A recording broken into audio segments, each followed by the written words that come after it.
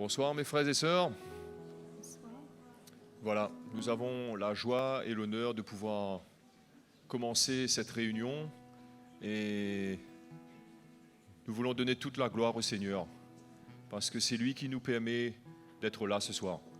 Et tous ceux qui écoutent sur Internet, considérez la grâce que le Seigneur vous accorde d'avoir cette capacité, cette possibilité de pouvoir entendre des messages, de pouvoir être nourri. Si vous êtes loin, isolé, vous n'avez peut-être pas d'église locale, mais la grâce de Dieu, elle est là pour chacun de nous ce soir. Et je ne sais pas quel a été le degré de votre journée, comment a été votre journée, si c'était une journée agréable, difficile, ou je ne sais pas. Mais une chose est sûre, c'est que ce soir, nous sommes là pour être enrichis, pour être rafraîchis, pour être visités par le Saint-Esprit et nous laisser aussi conduire par sa grâce. Donc, mes frères et sœurs, allons avoir de la reconnaissance dans notre cœur. Allons se mettre debout ce soir et allons remercier le Seigneur. Amen. En fait, il veut nous accueillir ce soir dans sa présence et il veut aussi que nous ayons de la reconnaissance d'être accueillis par lui. Amen, mes frères et sœurs. Donc, allons rendre gloire au Seigneur ce soir. Allons lui remercier pour tout ce qu'il est, de nous avoir gardés, d'avoir veillé sur nous et de faire que ce soir, sa parole sera encore annoncée.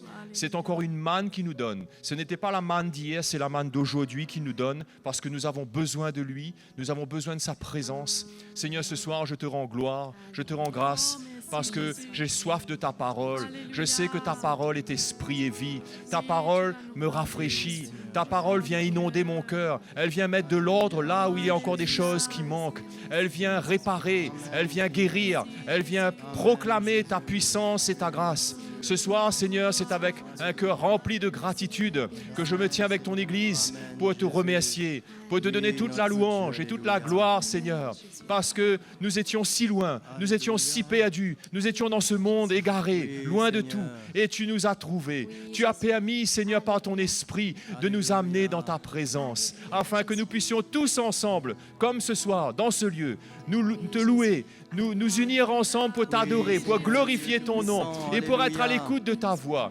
Oui, Seigneur, nous voulons penser spécialement à ton serviteur ce soir qui va proclamer ta parole. Seigneur, que tes paroles soient esprit et vie, que tes paroles, Seigneur, soient comme cette épée à double tranchant pour séparer ce qui vient de nos raisonnements, de notre connaissance. Et tu viens emmener la pensée de Jésus-Christ, la pensée de la justice de Dieu. Seigneur, ce soir, nous voulons te louer pour cela. Nous voulons te louer, que nos cœurs soient remplis du Saint-Esprit pour pouvoir te donner toute la louange et toute la gloire. Nous ne voulons rien garder pour nous. Seigneur, glorifie ton nom ce soir. Glorifie ton nom dans ce lieu, dans le nom de Jésus-Christ. Merci Seigneur, à toi toute la louange et toute la gloire. Amen. Gloire à Dieu. Alléluia. On rend gloire au Seigneur ce soir pour sa présence. Amen. Allons le louer de tout notre cœur, mes frères et sœurs. Il est Amen. le roi des rois, le Seigneur des seigneurs. Son nom est Jésus, Jésus, Jésus, Jésus. Oh, il est le roi, il est le roi des rois, le Seigneur des seigneurs. Son nom est Jésus, Jésus, Jésus, Jésus. Oh, il est le roi.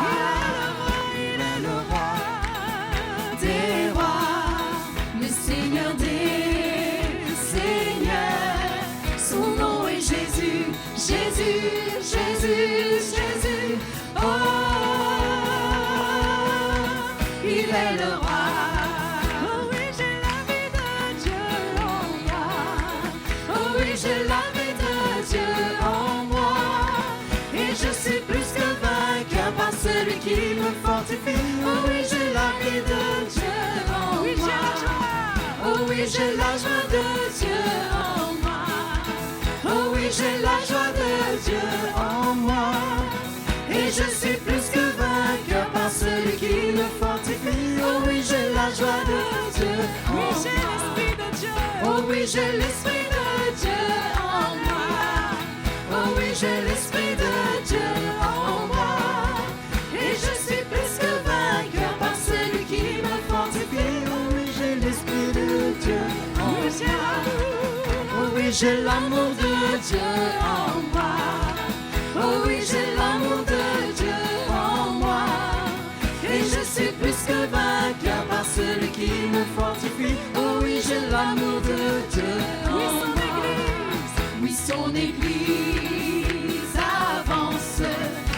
son église avance. Ce fut un combat ardu, mais l'ennemi fut vaincu. Aujourd'hui, nous avançons. Au doute dites à Dieu, criez victoire des cieux. Elle avance, l'église de Dieu. Élevez Jésus, louez-le pour l'éternité. Ensemble nous attirerons, dit Jésus, tous les hommes de la terre vers moi. Oui, son église avance, oui, son église avance. Ce fut un combat ardu, mais l'ennemi fut vaincu. Aujourd'hui, nous avançons. Au doute dites à Dieu, criez victoire des cieux. Elle avance, l'église de Dieu. Élevez Jésus, louez-le pour l'éternité. Ensemble nous attirerons, dit Jésus, tous les hommes de la terre vers moi. Élevez Jésus, louez-le pour l'éternité. Ensemble nous attirerons, dit Jésus, tous les hommes de la terre vers moi. Élevez Jésus, louez-le pour l'éternité. Ensemble nous attirerons, dit Jésus, tous les hommes de la terre vers moi. Ensemble nous attirerons, dit Jésus, tous les hommes de la terre vers moi.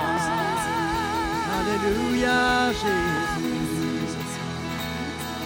Alléluia, Seigneur. Il est le roi et le Seigneur. Il est celui qui m'a délivré. Gloire à mon roi, gloire au Seigneur, gloire à celui qui m'a délivré. Il est le roi et le Seigneur. Il est celui qui m'a délivré.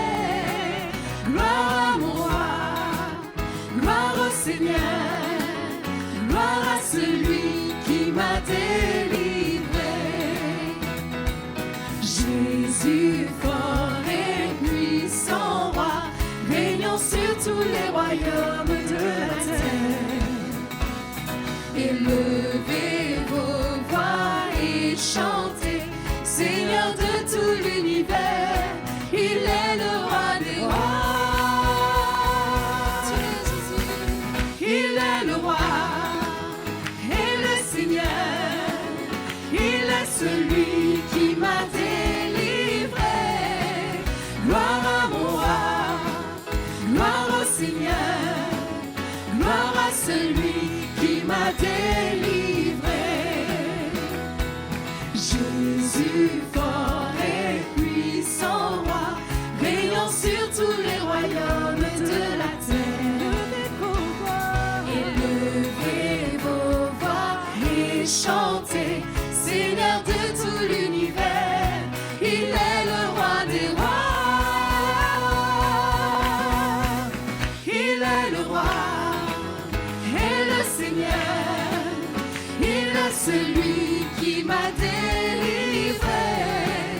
Gloire à mon roi, gloire au Seigneur, gloire à celui qui m'a délivré.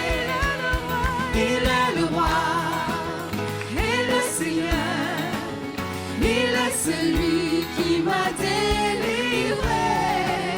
Gloire à mon roi, gloire au Seigneur, gloire à celui qui m'a délivré. Gloire à celui qui m'a délivré. Gloire à celui qui m'a délivré. Alléluia, Jésus. Oh, Alléluia, Seigneur. Alléluia. Alléluia. Oh notre Dieu. Je te chanterai, te célébrerai avec un chant nouveau. Je te chanterai, te célébrerai avec un chant nouveau.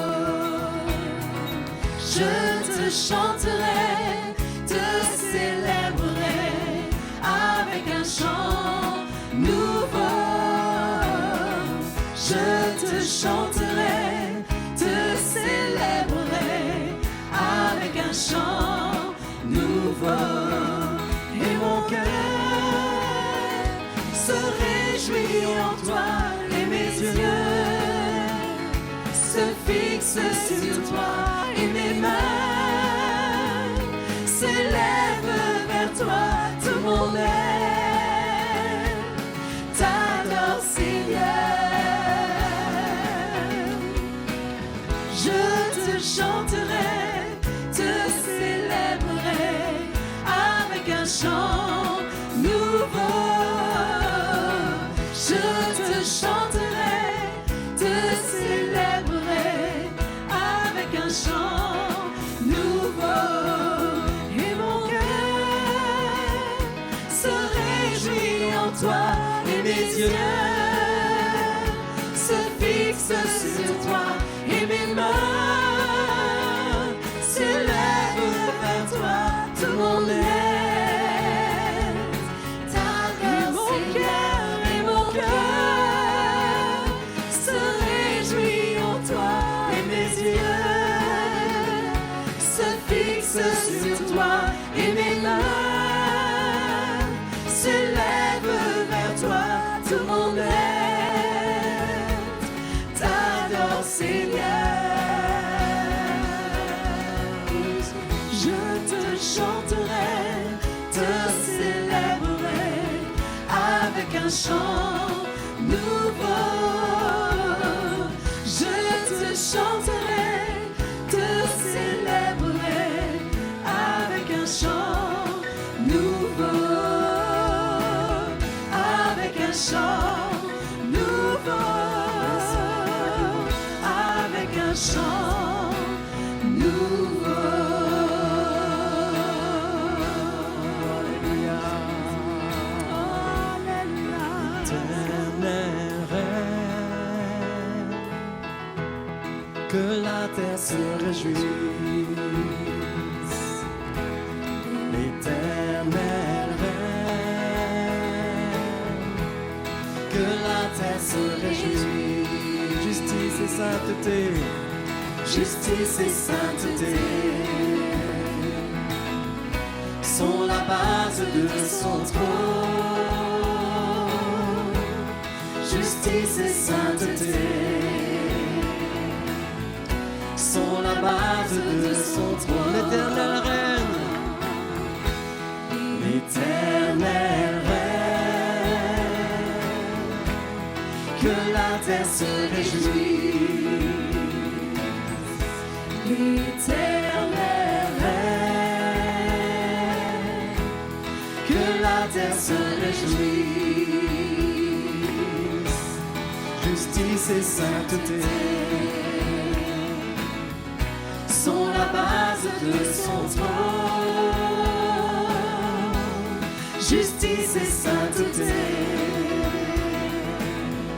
sont la base de son trône. Devant toi, Seigneur, devant toi, Seigneur, personne ne résiste. Devant toi, Seigneur, personne ne résiste. Car tu es Seigneur, Dieu de toute la terre. Car tu es Seigneur, Dieu de tout l'univers. Je lève mes mains pour t'adorer toi seul. Je lève mes mains pour t'adorer t'adorer, toi seul. Je lève mes mains pour t'adorer, toi seul. Justice et sainteté, Justice et sainteté sont la base de son trône.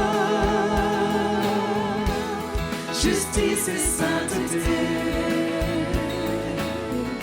sont la base de son trône. devant toi, Seigneur.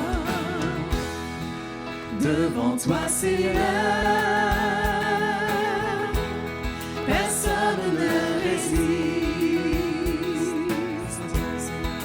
Devant toi, Seigneur, personne ne résiste. Car tu es Seigneur, Car tu es Seigneur, Dieu de toute la terre. Car tu es Seigneur, Dieu de tout l'univers. je lève mes mains, Seigneur. Je lève mes mains pour t'adorer, toi seul. Je lève mes mains pour t'adorer, toi seul. Justice et sainteté, Justice et sainteté sont la base de ton trône.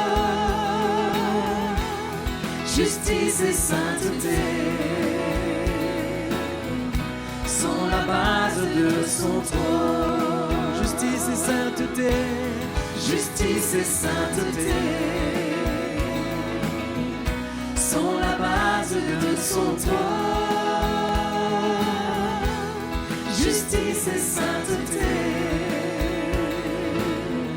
sont la base de son trône. Alléluia. Nous t'acclamons, Jésus. Nous t'acclamons ce soir, Seigneur. Que ton nom soit glorifié, Jésus. Alléluia, notre Dieu.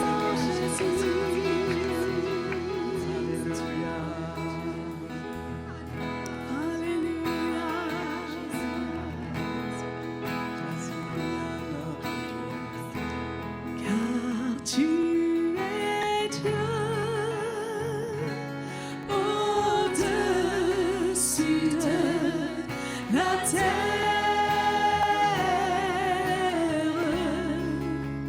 Tu établis ton trône dans les cieux. Car tu es Dieu au-dessus de la terre.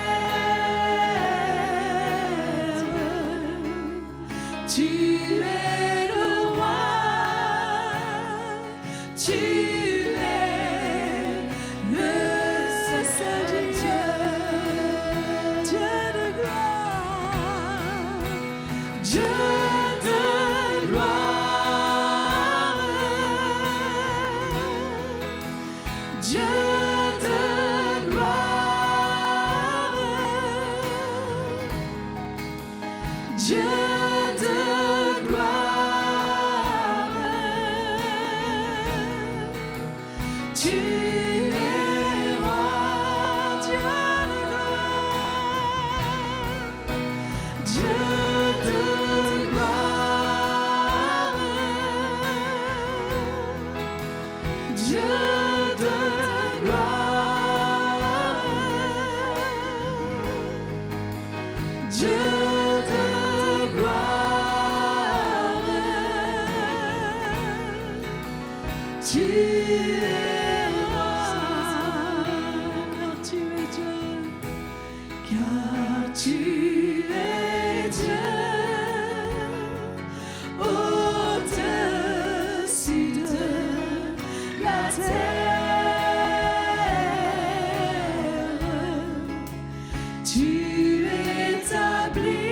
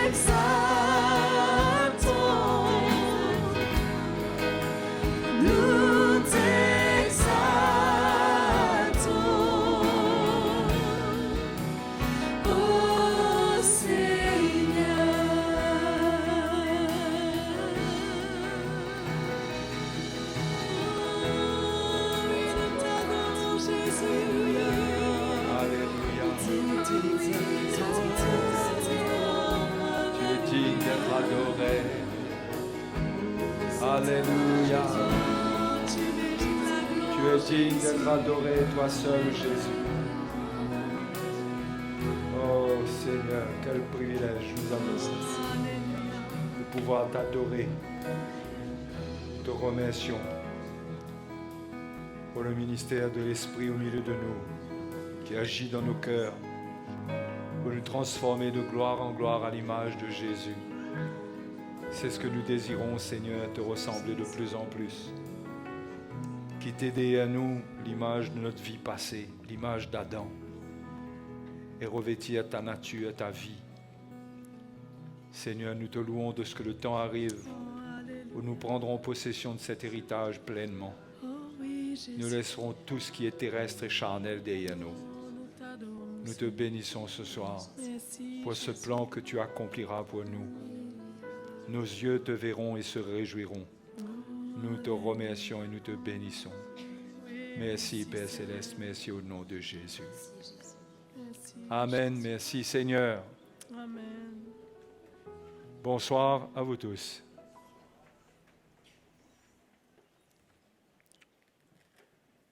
Combien il est important pour nous de toujours tourner nos regards vers le Seigneur et vers sa parole, parce que avoir une conception du Seigneur peut être un peu mystique si on se met à croire dans le Seigneur comme on veut, mais si on laisse la parole de Dieu nous dire comment croire dans le Seigneur, comment nous attacher à lui, ça c'est notre sécurité. Hein? C'est notre sécurité. Et j'aimerais vous encourager à partir de l'Épître aux Hébreux ce soir, chapitre 11.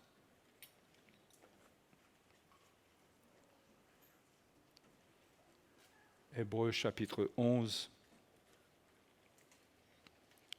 où l'auteur explique ce que c'est que la foi, tout simplement parce que les Hébreux étaient en train de se retirer de la vraie foi, de la foi de la Nouvelle Alliance. Ils étaient en train de retourner sous l'influence du judaïsme et l'auteur leur montre que ça, c'est se retirer de la foi, c'est pour se perdre. Avant de donner cette définition au verset 1 du chapitre 11, au verset 38, il est écrit « Et mon juste vivra par la foi, en attendant que le Seigneur vienne. et mon juste vivra par la foi. Mais s'il se retire, mon âme ne prend pas plaisir en lui. Nous ne sommes pas de ceux qui se retirent pour se perdre, mais de ceux qui ont la foi pour sauver leur âme. Il n'y a pas plusieurs fois pour sauver notre âme. Il y a une seule foi, c'est la foi en Christ. Et les Hébreux étaient en train d'abandonner cela, et ils croyaient toujours en Dieu. Ils croyaient en Dieu, puisque tout le système judaïque, cela venait de Dieu. Mais ce n'était pas un système qui permettait le salut. Et donc, l'auteur ramène le cœur des Hébreux vers la réalité de la Nouvelle Alliance, là où on peut être sauvé, on a le salut, là où nous devons avoir foi, manifester notre foi. Et ils étaient en train de se retirer pour se perdre. Et si vous voulez bien regarder ce que ça veut dire pour se perdre, il n'y a qu'à lire pas mal de versets au chapitre 10, au chapitre 6, qui nous montrent qu'il s'agit vraiment de la perte du salut. Il s'agit vraiment de la perte du salut. Ce n'est pas mon thème ce soir, mais c'est vraiment se perdre, pas faire quelques expériences malheureuses. C'est vraiment perdre son âme, parce qu'il est dit que nous sommes de ceux qui ont la foi pour sauver leur âme. Donc la question de la foi est une question importante pour notre salut, parce que notre salut est rattaché à la foi. Il y a de ceux qui ne rattachent leur salut qu'à la grâce. Donc quand ils n'attachent le salut qu'à la grâce, pour eux, le salut devient inconditionnel. Parce que c'est par grâce, c'est pas par nous. Mais la Bible nous montre que c'est par la grâce, par le moyen de la foi. Quand on ramène la foi, on comprend que le salut n'est pas si inconditionnel que ça. Premièrement, la parole de Dieu nous parle de la persévérance jusqu'au bout pour être sauvé. OK ? Mais quand on vient ramener l'élément de la foi et qu'on comprend que la foi, c'est quelque chose que nous devons édifier nous-mêmes, que nous devons garder, nous devons persévérer dans la foi jusqu'au bout. Quand nous ramenons donc la réalité de la foi, quelque part, nous considérons le salut avec moins de légèreté. Nous comprenons qu'il y a une persévérance, il y a un prix à payer. Et l'auteur de l'Épître aux Hébreux, chapitre 10, a montré aux Hébreux comment au début ils étaient prêts à donner leur vie, à s'associer à ceux qui souffraient. Eux-mêmes, ils étaient prêts à tout perdre, et que là, ils étaient en train de se retirer de cette foi. La foi pour donner sa vie. Et ils retournaient vers un système où ils n'allaient pas être persécutés, le judaïsme. Et donc, l'auteur les avertit, cet épître est un avertissement. C'est à nous de prendre l'avertissement là où nous ressentons que l'Esprit de Dieu veut nous amener. Mais il est certain que la foi, si la foi est l'élément que le diable menace par de faux enseignements, c'est que la foi est un point vital de la vie chrétienne. C'est un point vital. Parce que l'œuvre des fausses doctrines, c'est de travailler contre la vraie foi. Et de transmettre une foi qui est erronée, qui n'aboutit à nulle part. Donc choisir sa foi, c'est complètement erroné. On ne choisit pas la foi, mais la foi, l'Épître de Jude nous dit, nous a été transmise. Elle a été transmise au sein une fois pour toutes. Ce n'est pas nous qui décidons, c'est le Seigneur qui nous a montré comment croire en lui. Et lui, il est fidèle. Celui qui a fait la promesse est fidèle. Le verset 36 nous dit, « Car vous avez besoin de persévérance, afin qu'après avoir accompli la volonté de Dieu, vous obteniez ce qui vous est promis. Encore un peu de temps, celui qui doit venir viendra, il ne tardera pas. » Le Seigneur est fidèle. Si nous gardons la foi qu'il a transmise par sa parole, cette foi nous garantit notre salut jusqu'au bout, jusqu'au jour de l'enlèvement, cette foi nous garantit que nous finirons notre course. Donc, les Hébreux ne voyaient plus cela. Ils étaient embrouillés. Ils étaient dans la persécution, ils étaient un peu las, fatigués, découragés. C'est pourquoi Hébreux chapitre 12 nous dit de ne pas nous laisser aller à avoir l'âme découragée, mais de garder les regards sur le Seigneur Jésus. Et ils étaient fatigués d'avoir à payer le prix, d'avoir à supporter la vie, tous les inconvénients qu'il y avait, toutes les pertes qu'ils subissaient.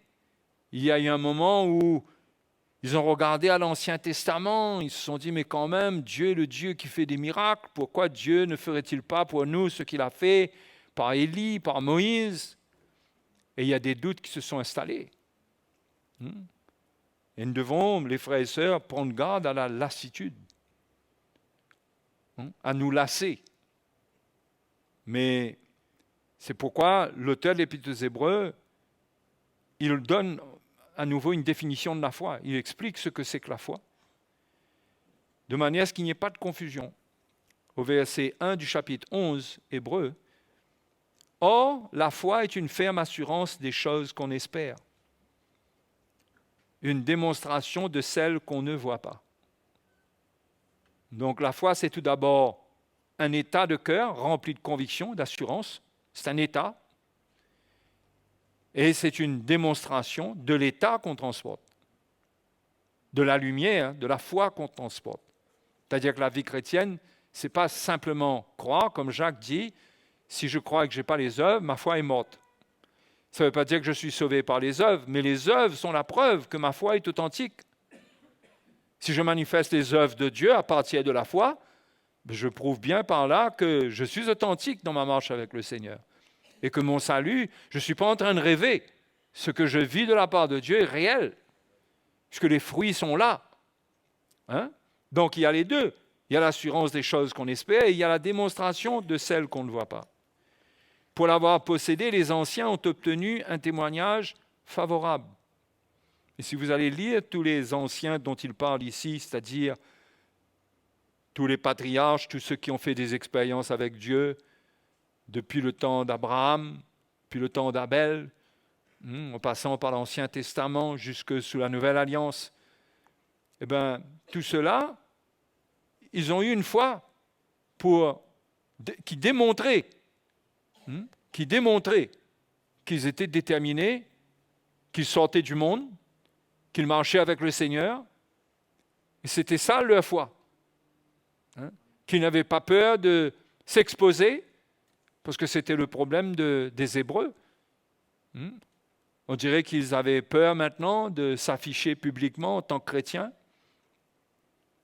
Mais l'auteur, non seulement donne une définition, mais donne des exemples. Donne des exemples de la foi. C'est par la foi que nous reconnaissons que l'univers a été formé par la parole de Dieu, en sorte que ce qu'on voit n'a pas été fait de choses visibles. Donc la foi n'est pas basée sur des expériences particulières, mais la foi est basée sur la parole de Dieu. Sur la parole de Dieu. Quand on a la lumière, que la parole de Dieu a créé l'univers, Dieu a parlé, eh bien notre foi est basée là-dessus. C'est pourquoi on croit. Même si la science finit par tirer des conclusions totalement opposées à ça, mais nous croyons en cela. Nous croyons dans la parole de Dieu. Et ensuite, l'auteur de l'Épître aux Hébreux commence à donner le premier exemple de personnage qui a eu la foi. Et là, ça va être intéressant de constater que, au travers des 3 premiers exemples de la foi qui nous sont donnés, on peut lire quelque part le plan de Dieu pour nous, le plan de Dieu, comment Dieu a un point de départ pour nous, qui est le sacrifice de Jésus, et que c'est sur cette base-là qu'on doit persévérer, parce que c'est à cela que l'auteur de l'Épître aux Hébreux veut ramener les Hébreux. au sacrifice de Jésus. C'est pourquoi le thème de l'Épître aux Hébreux, c'est le sacerdoce de Christ. C'est-à-dire la révélation de ce qu'il est en tant que sacrificateur, la révélation de son sacrifice. D'accord? Et là, premier exemple, au verset 4, c'est par la foi qu'Abel offrit à Dieu un sacrifice plus excellent que celui de Caïn. C'est par elle qu'il fut déclaré juste, Dieu approuvant ses offrandes, et c'est par elle qu'il parle encore, quoique mort. Du coup, il vient un petit peu écorcher un petit peu la peau des Hébreux quand il parle comme ça. Il vient les égratigner un peu, parce qu'il parle de Caïn qui a tué. Il parle de Caïn, c'est celui qui a été jaloux et qui a tué Abel.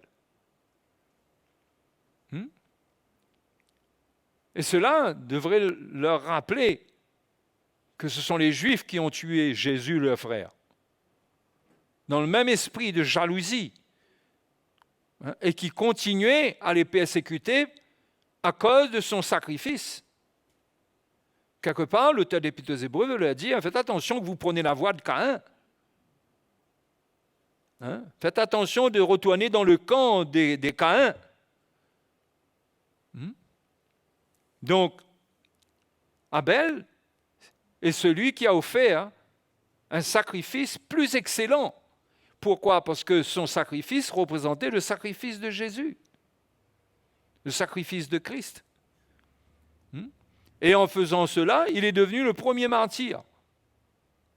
Ça nous rappelle bien Jésus qui donne sa vie, qui offre le sacrifice de sa vie et qui meurt sous la main du peuple d'Israël, de ses frères. OK? Et pourtant, c'est là le départ, parce que c'est ça le sacrifice plus excellent. C'est pour décrire le sacrifice de Abel, mais le sacrifice de Jésus était le sacrifice parfait. Parfait. Le sacrifice d'Abel était plus excellent que celui de Caïn. Celui de Caïn ne produisait rien. Ne produisait rien, n'a mené aucune relation avec Dieu. Au contraire, Dieu n'a pas vu cela d'un bon œil. Et il est venu avec un état de cœur qui était mauvais et il a offert son sacrifice. Mais le sacrifice de Christ était pur. C'est le sacrifice auquel nous devons nous identifier. Si nous voulons servir Dieu, si nous voulons partir d'une base qui est propre, qui est pure, qui plaît à Dieu, c'est de partir du sacrifice de Jésus. C'est pourquoi c'est le premier exemple à Abel, la foi d'Abel. C'est le premier exemple qui nous est donné, parce que l'auteur veut qu'il retourne au sacrifice de Jésus.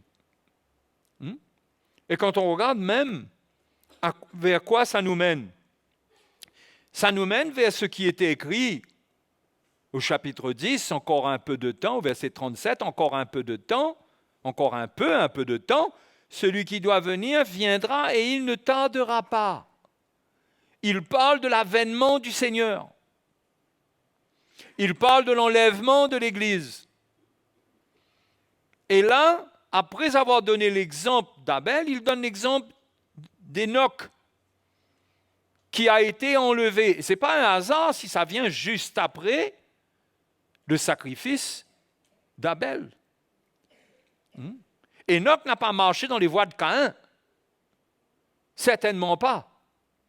Enoch a suivi les voies d'Abel, même si la Bible ne nous dit pas grand-chose sur sa vie, mais c'est suffisant pour nous de lire ce qui est écrit ici. C'est par la foi qu'Enoch fut enlevé pour qu'il ne voie point la mort, et il ne parut plus parce que Dieu l'avait enlevé, car avant son enlèvement, il avait reçu le témoignage qu'il était agréable à Dieu. D'accord? Sans donner de détails. Il était agréable à Dieu, pourquoi? Parce qu'il avait la foi en Dieu. Il avait la foi en Dieu comme Abel. Il avait la foi en Dieu dans le sacrifice. Et surtout dans le sacrifice qui allait venir. Et d'avance, il a aligné sa vie et il a cru. Il a cru en cela. Et certainement qu'il offrait des sacrifices qui représentaient le sacrifice de Jésus. Donc, il a marché dans les voies, dans les traces d'Abel. Ça, c'est avant son enlèvement. Vous voyez? Donc ça, quand même, ça nous met sur une piste. Quand on veut savoir, on se pose la question, est-ce qu'on sera enlevé? Hein? Moi, je ne veux pas donner des critères ou quoi. Non, pas du tout. Mais ce qui est certain, c'est que la parole de Dieu nous montre sur quelle trace marcher pour nous assurer notre salut à la fin des temps. Hein? Il ne s'agit pas de discuter qui est sauvé, qui n'est pas sauvé. Il s'agit pour chacun de nous de regarder sur quelle trace nous marchons. Enoch a marché sur les traces de Abel. Abel a suivi les traces même de Dieu, parce que dans le jardin, Dieu a sacrifié des animaux pour donner à Adam et Ève des habits de peau. C'est obligatoire. Donc Abel a suivi cela, il a imité Dieu, parce qu'il avait foi en Dieu. Et Enoch avait suivi cela avant son enlèvement. La Bible dit avant son enlèvement. Vous savez, dans un contexte où 4 ou 5 versets plus haut, l'Épître aux Hébreux parle de ne pas se retirer pour se perdre et parle de celui qui doit venir bientôt. Il est difficile de ne pas faire la relation entre les deux, entre chapitre 10, verset 35 et là ce qui est écrit à propos d'Enoch. Sa foi est citée en exemple pour nous montrer à quoi nous devons travailler, comment nous devons travailler à notre salut si nous attendons le Seigneur.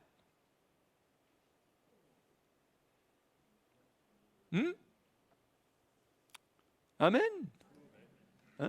Si nous attendons le Seigneur, c'est le sacrifice de Jésus qui nous garantit notre salut. Premièrement, son sang nous garantit et nous a offert la justification que nous ne méritions pas. Donc, ce n'est pas par les œuvres que nous sommes sauvés, mais c'est par le sang de Christ. Quand on s'attache au sacrifice, on voit dans le sacrifice que tout est accompli. Tout est accompli. Amen. Donc, on veut découvrir et croire dans le sacrifice parce qu'il y a tout dedans. Il n'y a rien qu'on a besoin d'aller produire, si ce n'est que d'ouvrir notre cœur, d'obéir, de comprendre qu'est-ce qu'il y a dedans. Nous n'avons rien à inventer pour notre salut. Tout nous est donné dans le sacrifice de Jésus. La première chose, c'est la justification. Nous avons été justifiés par le sang. Nous avons cru, simplement en croyant. Nous avons le salut. Et comment l'auteur de l'Épître aux Hébreux exhorte les Hébreux à continuer à avoir les regards sur le sacrifice de Jésus. De continuer. C'est ce qu'il dit au chapitre 12. Il faut courir avec persévérance dans la carrière qui nous a été ouverte en ayant les regards sur Jésus, qui est celui qui perfectionne notre foi, qui l'amène à la perfection.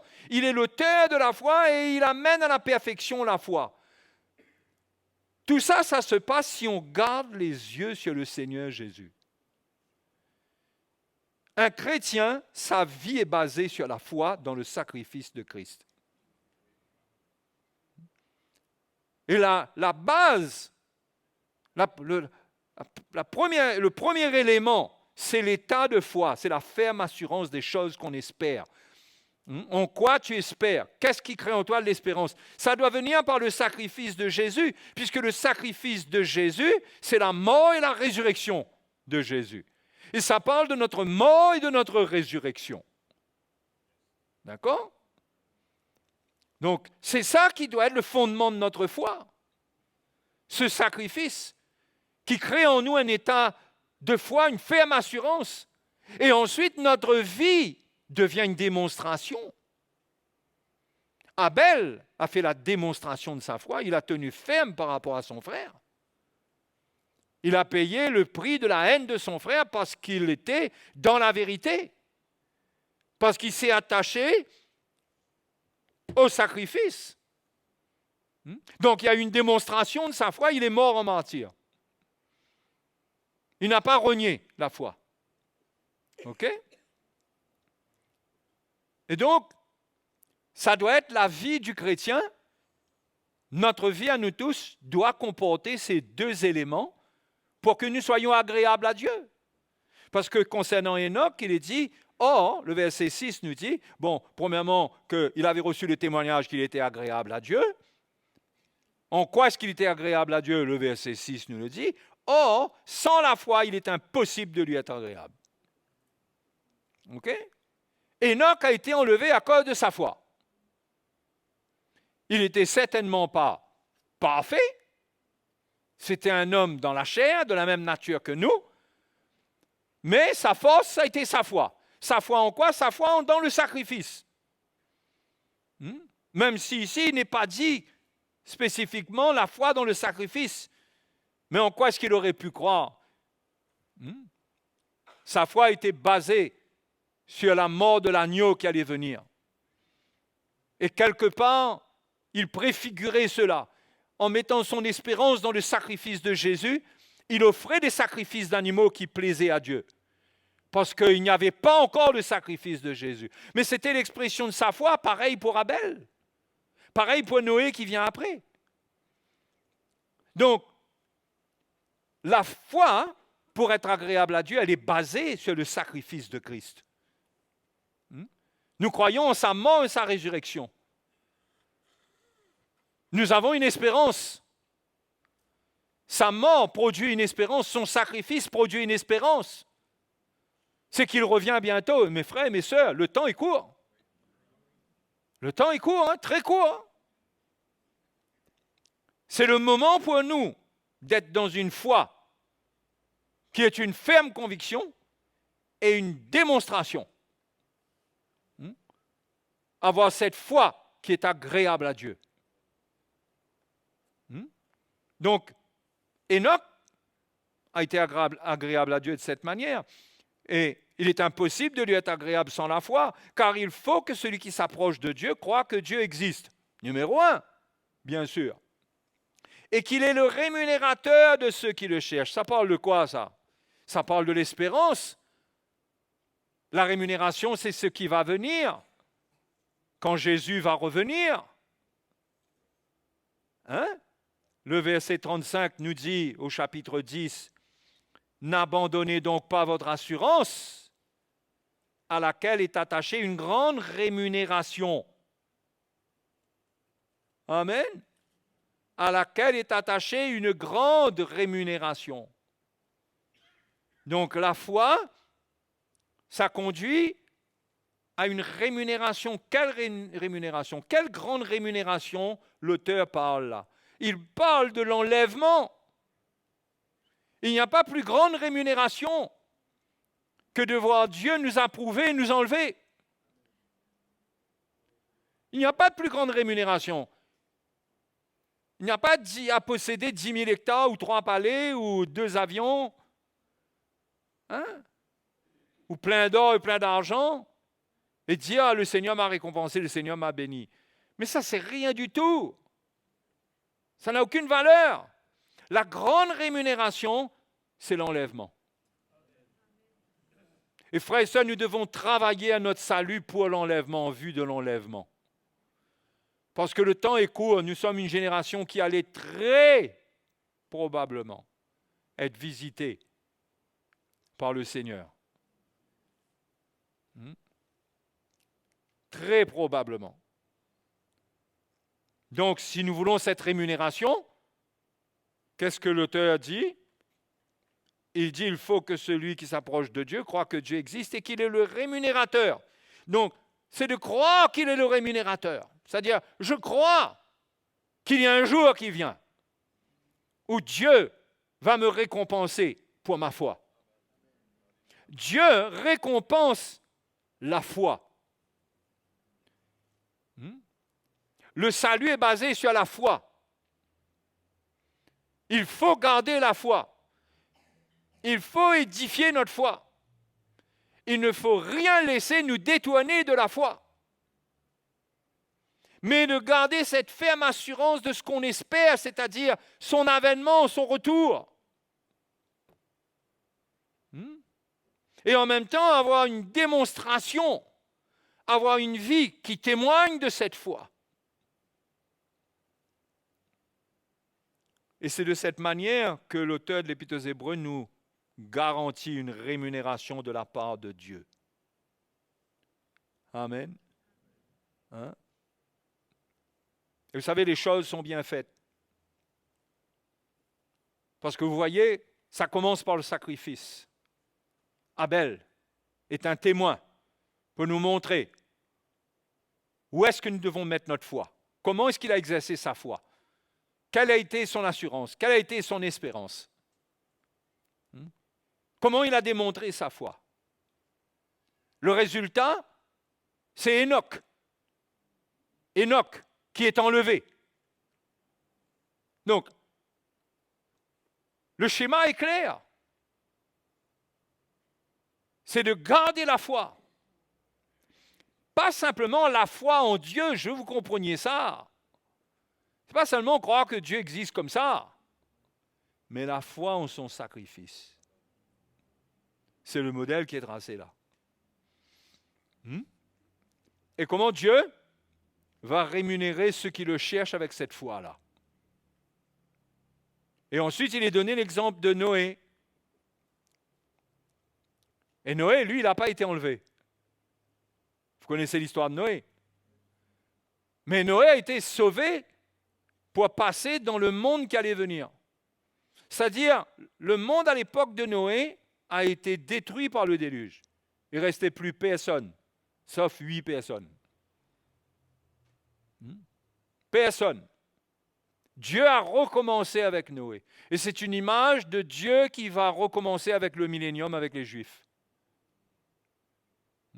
Concernant les Juifs, parce que quand l'Église sera enlevée, si on regarde la chronologie, Enoch enlevé, puis Noé qui passe par les eaux du déluge, eh bien, quand l'Église est enlevée, Dieu s'occupe maintenant du peuple d'Israël. Dieu vient pour sauver Israël, et le modèle, c'est le modèle de Noé qui construit une arche, et dans cette arche, il est passé par les eaux du déluge. Et le peuple d'Israël traversera la grande tribulation, bien qu'il y a une grande partie qui va mourir, mais il y a un tiers qui sera préservé, apparemment. Et ça montre le modèle de l'histoire qui arrive là. L'Église sera enlevée. Nous, si nous gardons la foi, ok? Si nous gardons la foi, et puis Dieu va juger le monde par le feu, plus par l'eau, ok? Mais par le feu, mais Dieu gardera le peuple d'Israël dans le feu. Il y en a qui périront, mais les élus de Dieu seront sauvés. Et comme Noé, ils passeront de l'autre côté du monde, ils entreront dans le nouveau monde, le millénium. Est-ce que vous voyez le schéma de l'histoire humaine là? Et où est-ce que vous êtes, vous? Nous sommes avant l'enlèvement. D'accord? Nous sommes avant l'enlèvement. Comment la parole de Dieu nous encourage concernant la foi? Quel genre de foi? Ferme assurance des choses qu'on espère, démonstration de celles qu'on ne voit pas. Ne pas avoir honte de l'Évangile, être fier d'être chrétien. Hein? Voilà notre foi, la foi qui doit nous animer. Ok? Ça nous concerne, nous, ça. Ok? Donc c'est là notre défi à nous. Et c'est pourquoi Dieu nous a permis par sa grâce de retourner au message de la croix. Parce qu'il ne faut pas oublier que l'histoire d'Enoch commence par l'histoire d'Abel, le sacrifice. D'accord? Donc, Dieu ramène le message de la croix pour ramener l'Église vers la croix, parce que c'est par la puissance de la croix que Dieu délivrera son peuple. Amen. C'est pourquoi il y a des gens qui ne comprennent pas l'importance du message de la croix. Ils croient que c'est un message parmi tant d'autres, il y a une inspiration qui est venue là. Mais ils ne comprennent pas que c'est le fondement même du salut, de l'œuvre de Jésus. Et que c'est un fondement sur lequel notre vie doit se bâtir tous les jours.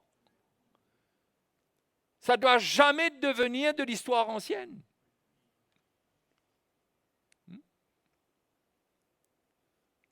Et c'est ça que nous avons besoin de comprendre.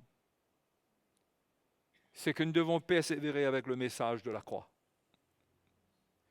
Et tout autre message et doctrine, c'est pour nous tirer nos regards là-dessus. C'est pour tirer nos regards du message de la croix. Parce que regarder à la croix, ce n'est pas simplement regarder comme ça. Ça produit la foi, mais ça produit une identification. On reste toujours avec les deux morceaux là.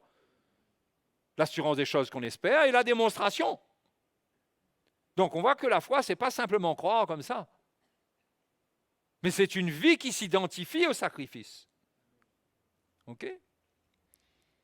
C'est pourquoi le chapitre 12 nous encourage à garder, encourage les Hébreux et à nous aussi, à garder les yeux fixés sur le Seigneur, à ne pas laisser le fardeau et le péché nous envelopper, mais à nous dégager de tout cela et à courir avec persévérance, à endurer dans notre course pour atteindre l'autre bout et être enlevé, être avec le Seigneur. Quelle joie ça va être! Ce jour-là s'accomplira la promesse qu'il a faite aux disciples dans Jean chapitre 14. Je reviendrai, j'irai, je vous préparerai une place, je vais vous préparer une place et je reviendrai vous prendre et je vous prendrai avec moi afin que là où je suis, vous aussi vous y soyez. Ce jour-là s'accomplira cette promesse. Mais il faut garder la foi. La foi dans ce message de la croix. C'est pourquoi c'est écrit comme c'est écrit là. La foi d'Abel, c'est la foi dans le sacrifice, suivie par la foi d'Enoch, où Enoch est enlevé. Ce n'est pas un ordre aléatoire. C'est exprès, c'est inspiré de Dieu, ça. D'accord ? Le fait de garder les regards sur le Seigneur, sur sa croix, ça va donc transmettre la foi à notre cœur et ça va permettre aussi qu'on va conserver la vie qu'on a reçue de lui. La vie. Parce que quand on a donné notre vie au Seigneur, on est devenus des enfants de Dieu. Si vous êtes nés de nouveau, si vous n'êtes pas nés de nouveau, je vous en supplie, si vous n'avez pas l'assurance du salut par le Saint-Esprit, pas par la religion, pas par la fréquentation de l'Église, par rien d'autre que par le Saint-Esprit qui témoigne à votre cœur que vous êtes un enfant de Dieu. Si vous n'avez pas ça, vous êtes encore un pécheur, vous êtes encore dans vos péchés, vous n'êtes pas né de nouveau, vous devez vous humilier devant Dieu, vous devez vous repentir, vous devez demander à Dieu pardon pour vos péchés, vous réconcilier avec lui afin de naître de nouveau. Ça doit être quelque chose de profond, de vrai. D'accord ? Et si on est né de nouveau, on a reçu la vie. La Bible dit que celui qui a le Fils a la vie. Mais maintenant, cette vie qu'on a, comment on va garder cette vie dans sa puissance en nous ? Comment cette vie va-t-elle travailler, va-t-elle faire son chemin au travers de notre chair qui, elle, va expérimenter la mort de la croix. La mort agit en nous pour que la vie agisse. L'exemple nous est donné dans le livre des Nombres. Vous vous souvenez, allons passer par Jean chapitre 3. le verset 14, Jésus parle du serpent d'airain. Hein? Il dit, et comme Moïse, chapitre 3, verset 14. Et comme Moïse éleva le serpent dans le désert, il faut de même que le Fils de l'homme soit élevé, afin que quiconque croit en lui ait la vie éternelle. Hein? Car Dieu a tant aimé le monde qu'il a donné son Fils unique, afin que quiconque croit en lui ne périsse point, mais qu'il ait la vie éternelle. Maintenant, si vous prenez ce verset-là et vous l'appliquez à nous, parce que nous avons déjà cru, nous. Nés de nouveau, nous avons reçu la vie éternelle. Si vous ne pouvez pas dire un vrai amen clair, direct, franc à ça, vous devez invoquer le Seigneur. Ne me répondez pas à moi pour me faire plaisir à ma prédication. Hein? Pour participer et faire ressentir que vous êtes OK. Non, je n'ai pas besoin de ça, moi. Vous devez répondre devant le Seigneur, c'est sérieux. Parce que personne qui n'est pas né de nouveau n'entrera dans le royaume de Dieu. Jésus a été clair là-dessus. Hein? Si quelqu'un n'est pas né de nouveau, il ne peut voir le royaume de Dieu. Il a dit à Nicodème. Au fait, c'est dans Jean chapitre 3. Et ces paroles sont adressées à Nicodème. Donc, si on a cru, on a reçu la vie éternelle. Et Jésus parle de l'amour de Dieu. Que quiconque croit en lui, quiconque apporte les regards sur son sacrifice, parce que c'est de cela qu'il parle quand il parle du serpent qui doit être élevé. Il ne parle plus d'un autre serpent qui doit venir. Il parle de lui qui allait porter nos péchés. Et que si nous croyons que nos péchés sont sur lui, 2 Corinthiens chapitre 5 nous dit qu'il a été fait péché afin que nous devenions en lui justice de Dieu. Si nos regards vont sur lui, c'est ce qui s'est passé. Un jour, nous avons entendu l'Évangile et nous avons compris qu'il a porté nos péchés. Et nous avons cru. Et nous avons reçu la vie éternelle. Mais maintenant, nous avons reçu la vie éternelle. Ce qui est écrit de Jean 3,16 est encore plus vrai. Parce que si Dieu a tant aimé le monde, l'Église alors, si Dieu nous a tant aimés, que Jésus, qu'en croyant en lui, que Jésus nous a donné la vie, le Seigneur, comme l'Épître aux Romains nous dit, au chapitre 5, Romains chapitre 5,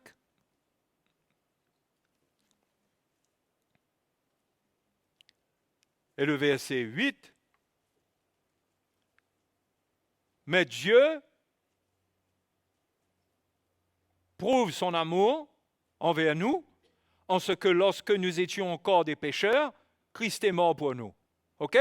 Ça, c'est Jean 3,16. Dieu a tant aimé le monde qu'il a donné son Fils unique afin que quiconque croit en lui ne périsse point, mais qu'il ait la vie éternelle. OK? Mais le verset 9, maintenant on parle d'autre chose, parle de l'autre étape. À plus forte raison donc, maintenant que nous sommes justifiés par son sang, serons-nous sauvés par lui de la colère. D'accord? Maintenant que nous sommes enfants de Dieu, si étant dans le monde, nous étions ennemis, Dieu nous a aimés, nous a sauvés. Mais maintenant, étant maintenant réconciliés, c'est encore plus valable. Dieu a un plan pour nous sauver. Et nous devons en avoir la lumière. Il dit maintenant que nous sommes justifiés, nous serons sauvés de la colère. Si nous sommes des enfants de Dieu, nés de nouveau, nous serons sauvés de la colère. De quelle colère? Il dit de la colère. Pas d'une manifestation de colère, de la colère. Ça, la colère-là, ça parle de quelque chose de précis. C'est la manifestation du jugement de Dieu pendant la grande tribulation.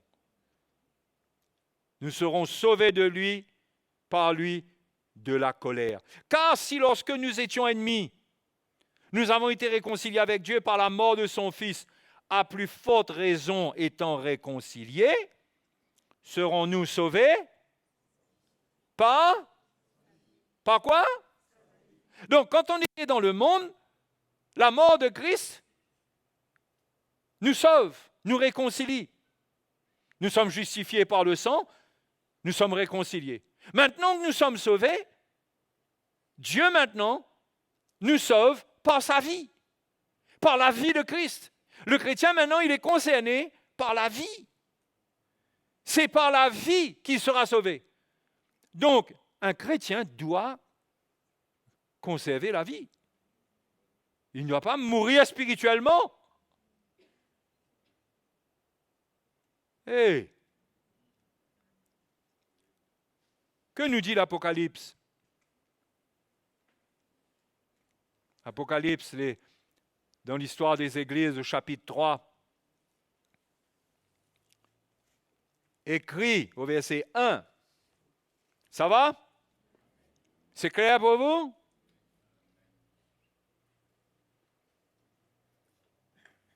Écrit à l'ange de l'église de Sardes, voici ce que dit celui qui a les 7 esprits de Dieu et les 7 étoiles. Je connais tes œuvres, je sais que tu passes pour être vivant et tu es mort. Ça, c'est très mauvais, ça.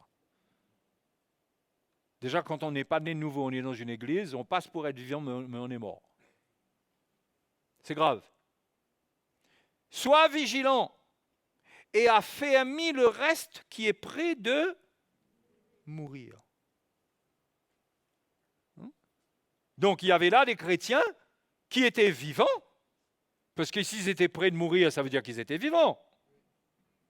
Ça ne parle pas de leur vie naturelle, hein? Jésus n'est pas en train de parler du souffle de la vie, là, de notre respiration, là. Hein? Il parle de la vie de l'esprit, de la vie de Christ en eux. Et le Seigneur lui dit, affermis le reste qui est près de mourir.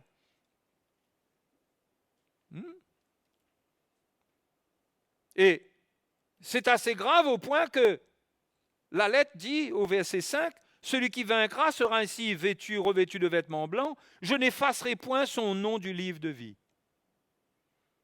OK? Donc, c'est un sujet assez grave. Hein? Que moi, je n'ai pas envie de m'étendre pour dire tellement faire peur. Mais le point n'est pas ça. C'est que toute personne qui se considère chrétienne doit s'assurer qu'il est né de nouveau et qu'il a la vie. S'il est né de nouveau, ça veut dire qu'il a la vie. S'il a la vie, il doit veiller à ne pas mourir.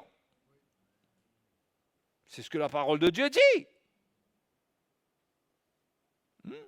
Et maintenant, ce qui est encourageant, c'est que, vu que nous avons été justifiés,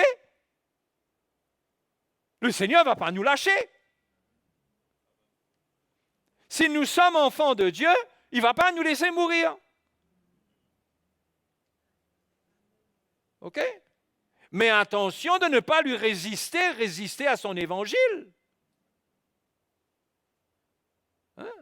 C'est là où il faut faire attention de ne pas avoir une foi entière dans le message de la croix. Parce que la foi ouvre notre cœur à ce message et à l'œuvre que Dieu veut faire dans notre vie au travers de ce message. C'est la foi qui nous permet de recevoir ce travail-là. Ce miracle d'être sauvé par sa vie. D'accord? Mais l'épître aux Romains nous encourage, Paul nous encourage dans son épître. Hein? Vous ne trouvez pas, vous? Vous ne trouvez pas? Enfin, moi, je trouve. Hein?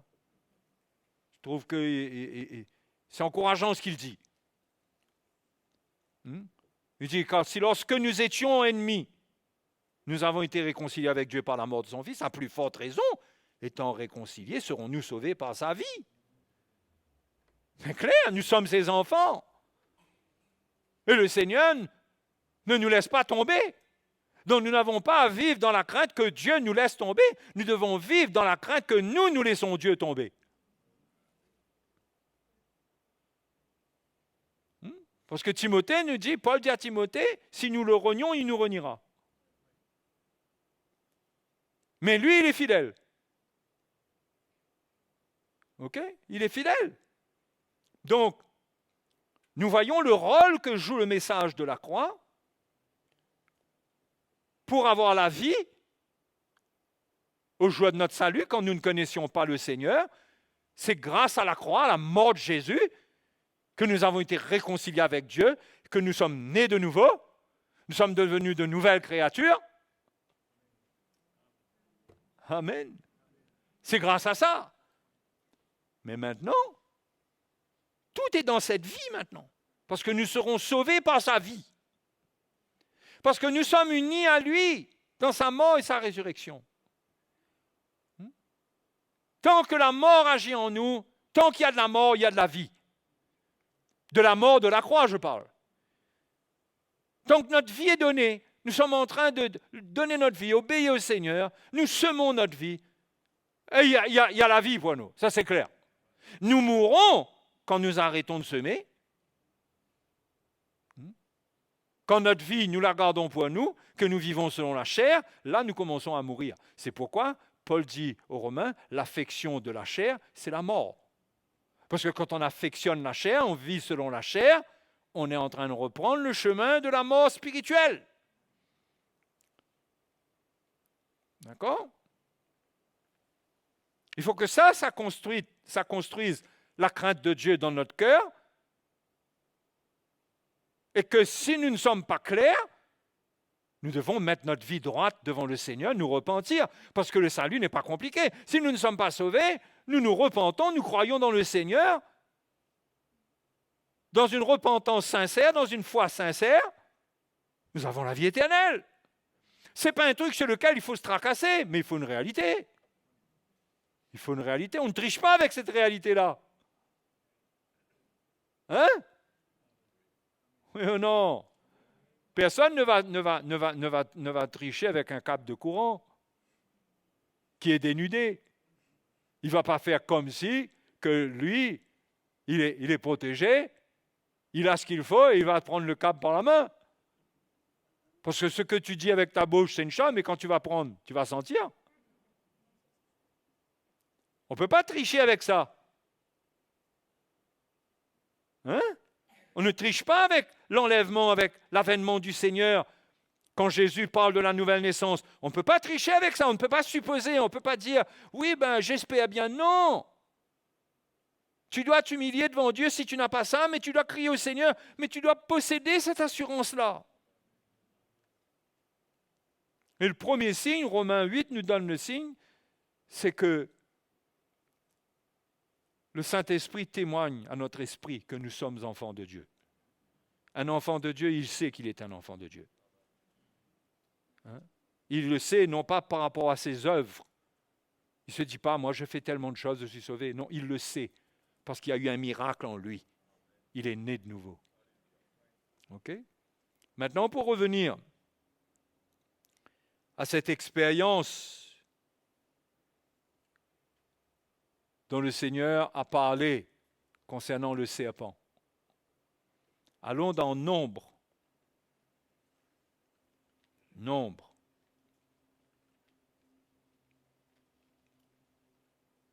Vous êtes avec moi là? Chapitre 21. Ah oui, quand je vous dis nombre, vous attendez le chiffre. Normal.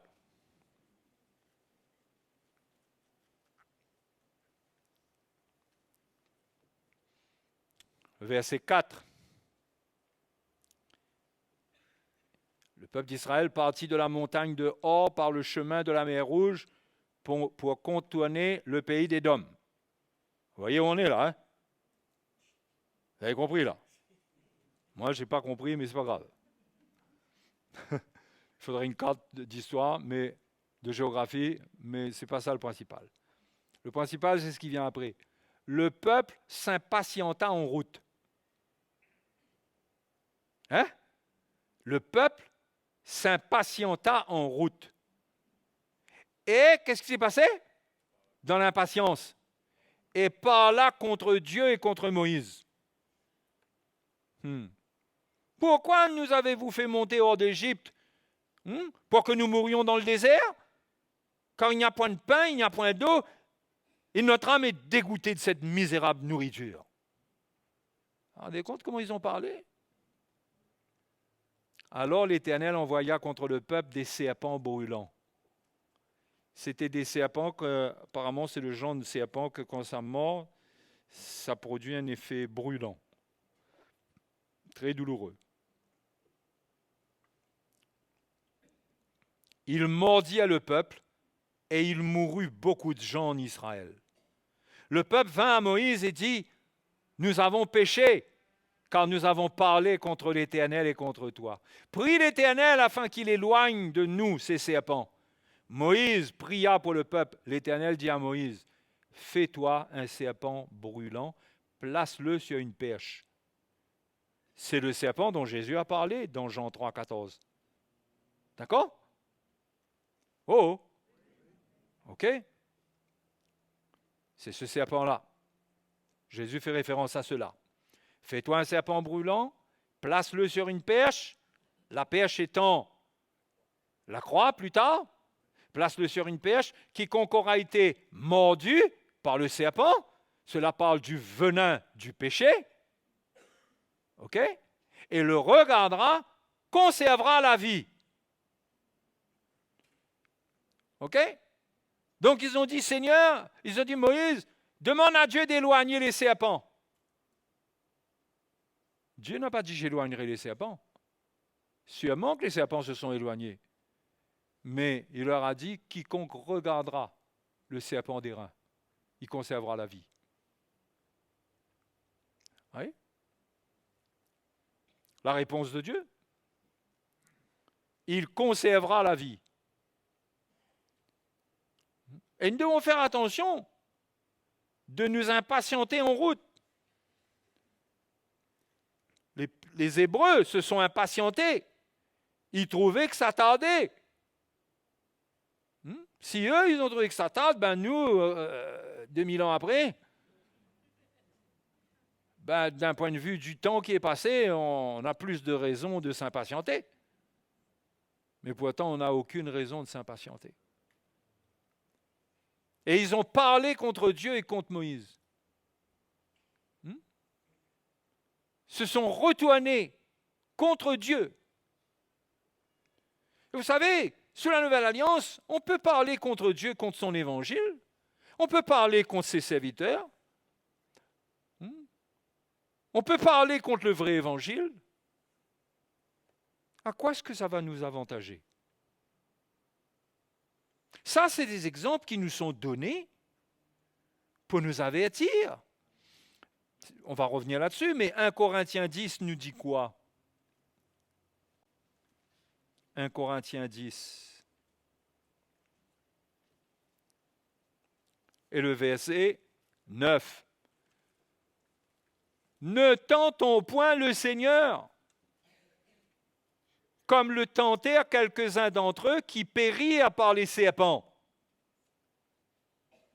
C'est-à-dire, poussez pas Dieu à bout. OK? Ne mettez pas Dieu à l'épreuve en résistant, en désobéissant. C'est l'avertissement que la parole de Dieu nous donne à nous sous la Nouvelle Alliance. Et les Corinthiens, eux aussi, quelque part, ils ont été mordus par les serpents. Regardez dans 1 Corinthiens 11.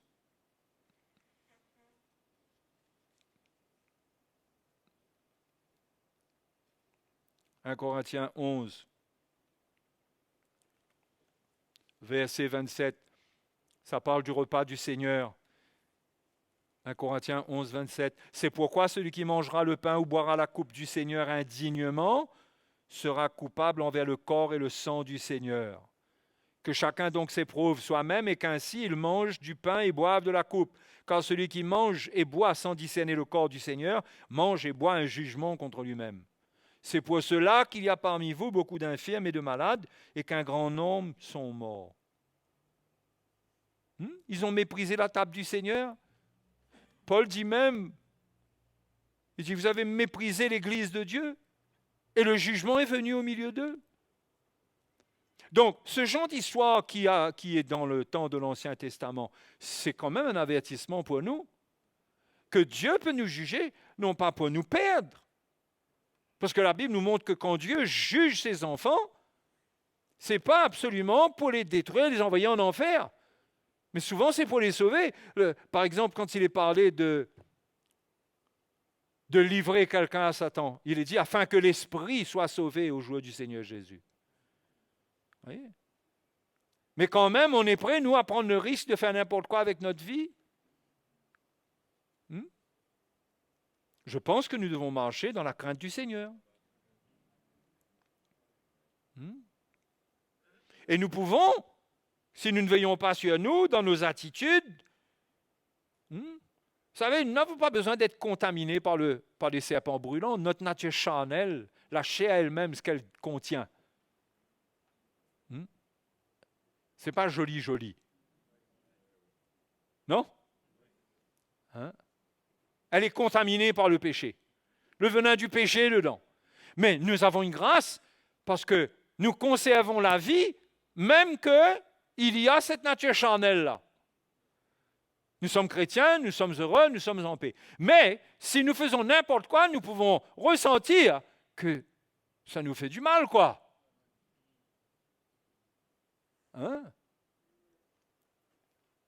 Ça nous fait du mal de désobéir au Seigneur, de nous impatienter. Ça, c'est important. Quand on a ces modèles-là d'instruction et d'avertissement dans la parole de Dieu, il faut en tenir compte. Le peuple s'impatienta en route. Les frères et les sœurs, il faut une grande patience sur votre vie, pour votre vie, et pour les uns envers les autres. Il nous faut de la patience. Allez lire l'épître de Jacques. Jacques dit, soyez donc patients les uns envers les autres. Car le juge est à la porte. Il nous faut user de patience. Ne pas nous laisser aller dans la chair. Paul dit aux Galates, prenez garde quand vous mordant les uns les autres. On peut mordre avec notre chair. On peut transmettre des choses charnelles, mauvaises, qui peuvent détruire notre prochain. Il dit, prenez garde que vous ne finissiez pas à vous dévorer et vous détruire les uns les autres. Donc, voyez, les mots sont forts. Pourquoi? Parce que la réalité est forte. Qu'est-ce que nous devons rechercher, nous? Paul a dit, nous serons sauvés par sa vie. Nous avons besoin de la vie du Seigneur.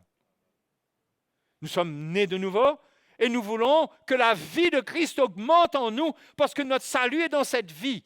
Dans ces derniers temps, il y aura beaucoup de tromperies, beaucoup de séduction. Au fait, le serpent, c'est l'image même du serpent ancien, le séducteur. D'accord?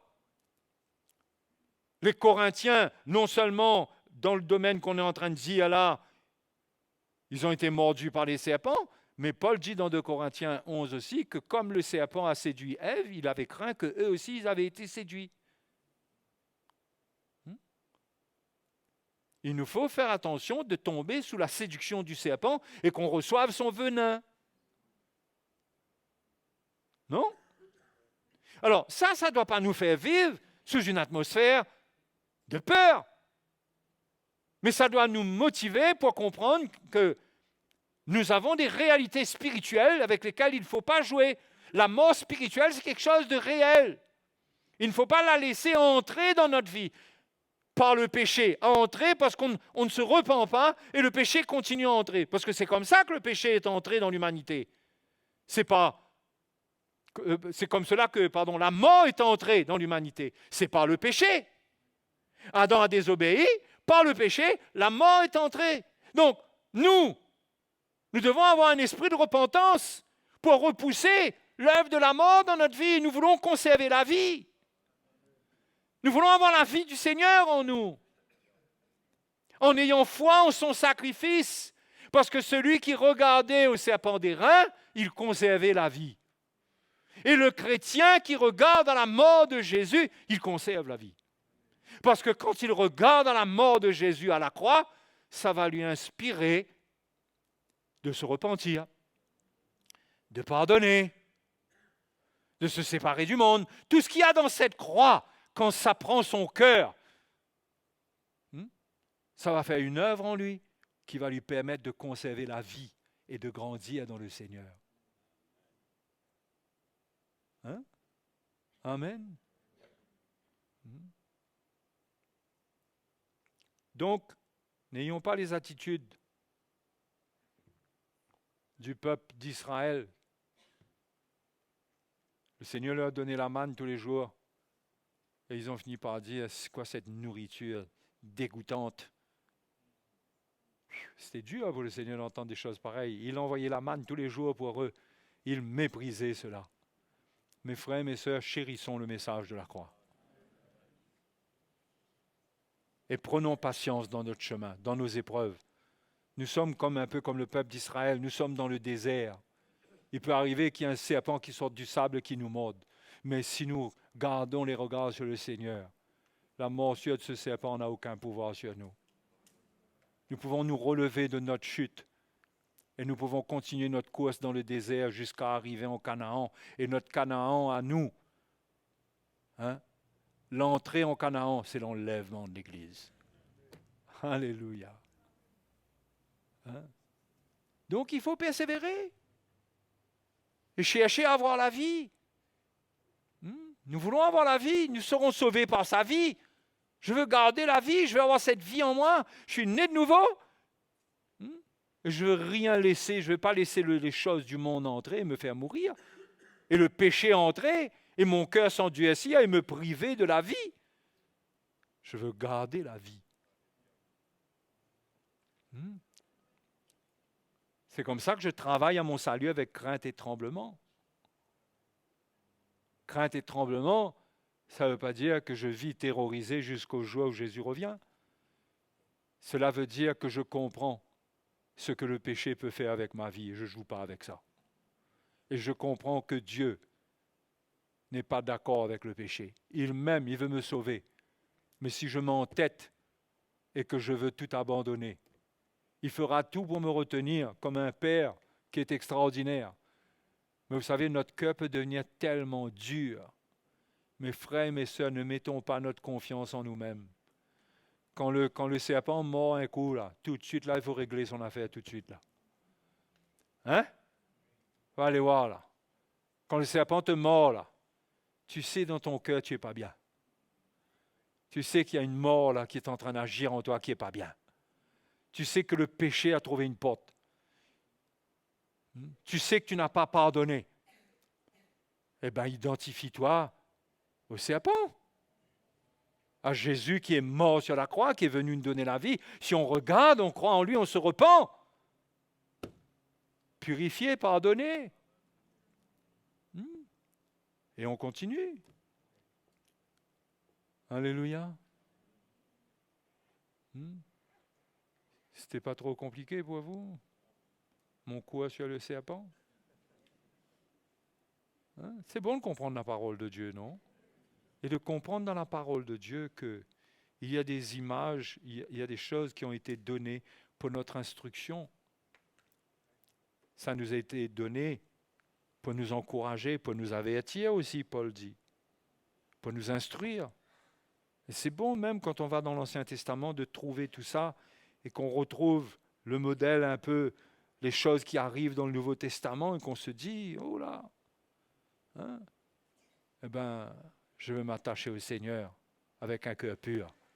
Et je ne vais pas prendre ma marche chrétienne à la légère. Comprenez, prendre sa marche chrétienne à la légère? Jouer avec le péché, ne pas pardonner, être dans des histoires. Non. Prends pas ta marche chrétienne à la légère. Garde ton cœur pur. Brise ton cœur devant Dieu. Ne laisse pas la mort entrer dans ton âme. OK? Allons prier, allons remercier le Seigneur.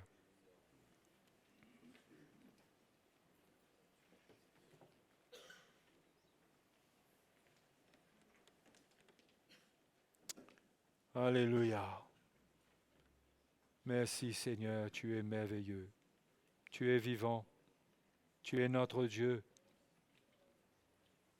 Tu es le Dieu de gloire, tu es fidèle. Tout ce que tu nous promets dans ta parole s'accomplira. Et s'accomplira pour nous en notre faveur. Nous le croyons. Nous avons reçu la vie éternelle de toi.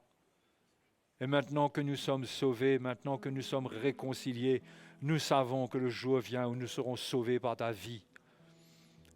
Que toute la vie qui est en toi, Seigneur, se manifestera en nous pour nous transformer, pour nous libérer de la puissance et de la présence du péché.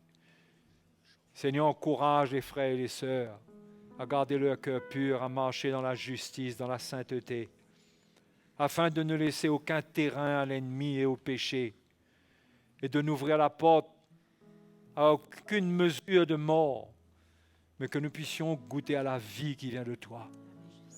Goûter à la vie qui vient de toi. Oh Dieu, merci Seigneur. Donne-nous des esprits réveillés, que nous puissions avoir un cœur réveillé. Oui Seigneur, nous n'avons aucune crainte à avoir parce que nous t'appartenons. Tu nous as sauvés. Mais Seigneur, nous voulons marcher avec toi, avec des cœurs réveillés. Oui, Seigneur, réveille tes enfants pour qu'ils ne se laissent pas séduire, qu'ils ne laissent aucun serpent s'infiltrer et amener de la séduction et amener son poison. Mais que ton peuple soit vigilant. Père, au nom de Jésus, merci Seigneur. Merci Seigneur. Merci Seigneur. C'est pourquoi il faut construire sa maison sur le roc et pas sur le sable. Dans le sable, il peut y avoir toutes sortes de mauvaises choses qui peuvent venir. Et quand on bâtit sur le roc, c'est du solide. Et Jésus est le roc. Sa croix est notre fondement. Et ce soir, glorifions le Seigneur qu'il nous a choisis. Nous lui appartenons. Nous sommes à lui pour ces choses merveilleuses. Alléluia. Merci Seigneur. Tu es bon Seigneur. Tu es bon. Est-ce que vous êtes heureux d'avoir part à ce plan? Est-ce qu'à la veille de l'enlèvement de l'Église, c'est pas bon que le Seigneur nous encourage et nous montre qu'est-ce qui lui est agréable et qu'il enlève de nous toute crainte inutile et qu'il mette de l'assurance dans notre cœur parce que nous sommes ses enfants. En même temps, il nous donne la lumière pour nous séparer des choses qui nous menacent. Il nous éclaire par son évangile. Mes frères et mes sœurs, nous sommes privilégiés. Nous sommes un peuple privilégié. Alléluia. Nous, les enfants de Dieu. Merci, Seigneur. Merci, Seigneur. Oh, merci, Seigneur. Alléluia. Merci, Seigneur. Nous t'adorons. Nous t'adorons. Nous t'adorons, Jésus. Merci, Seigneur. Oh, merci, Seigneur. Alléluia. Remercions-le. Et si vous n'avez pas le témoignage dans votre cœur que vous appartenez au Seigneur, repentez-vous, donnez votre vie à Jésus. Vous entendez l'Évangile. Humiliez-vous devant le Seigneur. Criez au Seigneur qu'il mette ce témoignage dans votre cœur. Que vous puissiez avoir le sentiment de justice en vous. Vous êtes juste. Alléluia. Merci Seigneur. Nous t'adorons. Il est digne d'être adoré.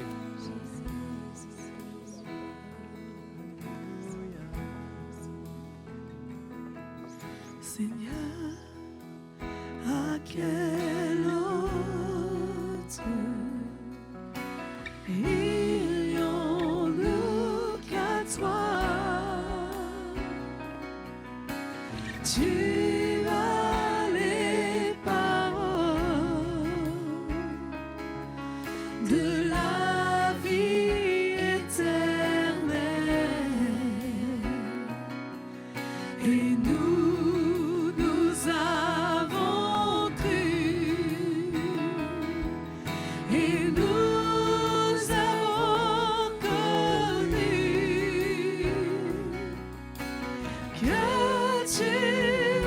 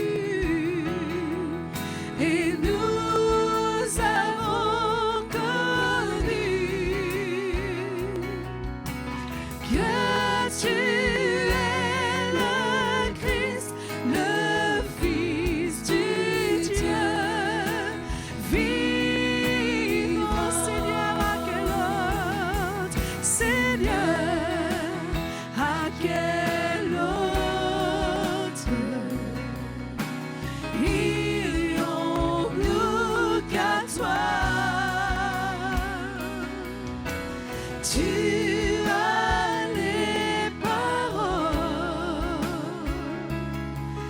de la vie éternelle. Et nous avons cru, alléluia, et nous avons connu que tu es le Christ, le Fils du Dieu vivant. Nous avons cru, et nous avons cru, et nous avons connu que tu es le Christ, que tu es le Christ, que tu es le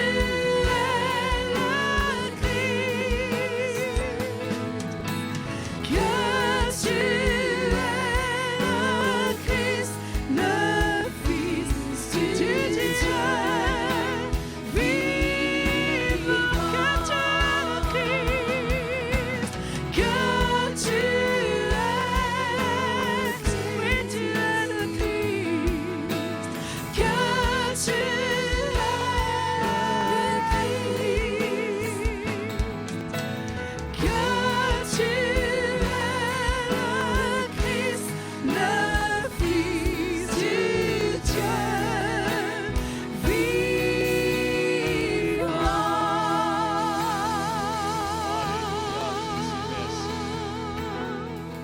Merci Seigneur, tu es le Dieu vivant et tu nous parles Seigneur. Nous te remercions ce soir pour encore la lumière que tu as emmenée dans nos cœurs.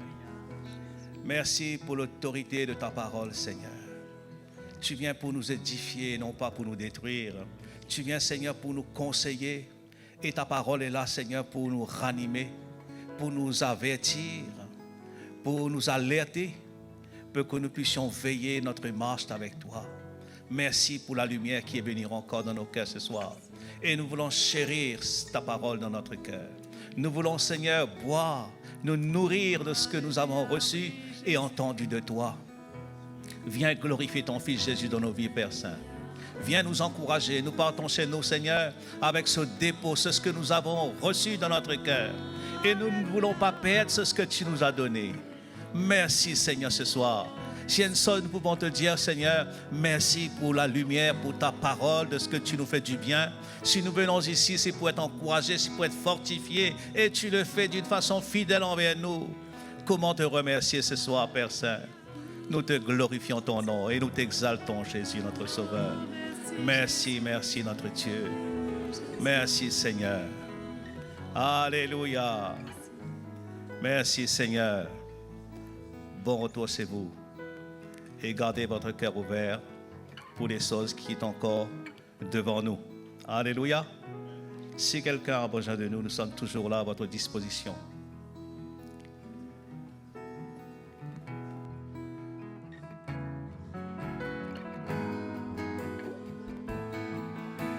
Que tu